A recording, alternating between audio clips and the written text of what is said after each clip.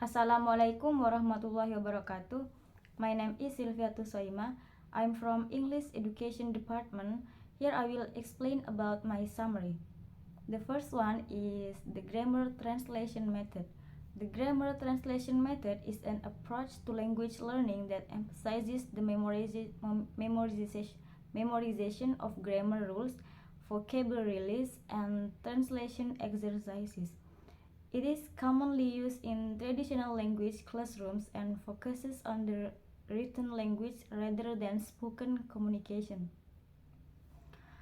The method is usually applied by presenting students with a list of vocabulary words and grammar rules, and then having them translate sentence and paragraph from the target language to their native language. Students are often required to memorize this vocabulary and grammar in order to achieve accuracy in translation. The grammar translation method can be effective in developing a strong understanding of grammar and vocabulary, and can be useful for students who need to learn a language quickly for a specific purpose, such as reading academic tests. However, it can be criticized for not focusing enough on oral communication and for not providing enough opportunities for students to interact with native speakers and practice using the language in real-life situations.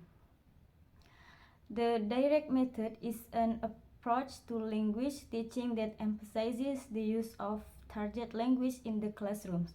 This means that the teacher speaks only in the target language and students are expected to communicate in that language as well. The method places a strong emphasis on the development of oral skills and the use of visual aids and real-life communication situations. The second one is the direct method. The direct method can be applied in language classes at any level. From beginners to advanced learners, it can be used to teach any language, including English, French, Spanish, or Chinese. To use the direct method is, first, the teacher must only communicate in the target language and avoid using the learner's native language.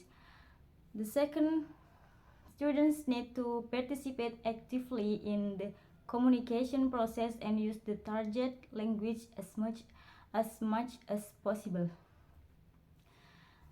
The third, the use of visual aids, real-life situations and activities, and authentic materials enhance the learning process. The fourth, grammar, vocabulary, and pronunciations are taught in context rather than through drills or isolated exercises. The last one is the audiolingual method. The audiolingual method is a language teaching approach that emphasizes the rehearsing of language patterns and the use of drills to create automatic responses. It is based on the belief that language learning is gained through habit information, similar to learning to walk or ride a bicycle. To apply this method, instructions will use techniques such as repetitive drilling, memorization of dialogues, and the use of audio recordings for reinforcement. The approach is structured to focus on grammar and syntax by allowing students to hear and repeat patterns of language use. Students' abilities are developed through listening and speaking exercises rather than reading and writing exercises. It can be applied by using a structured approach that gradually builds up the vocabulary and grammar required for the language.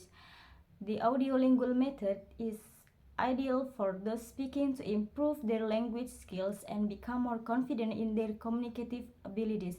This method is particularly useful for beginners because it builds a strong foundation for further language learning. However, it has limitations as it can be quite repetitive and doesn't allow room for much creativity. Okay, that's all from me. Thank you very much. Wassalamualaikum warahmatullahi wabarakatuh.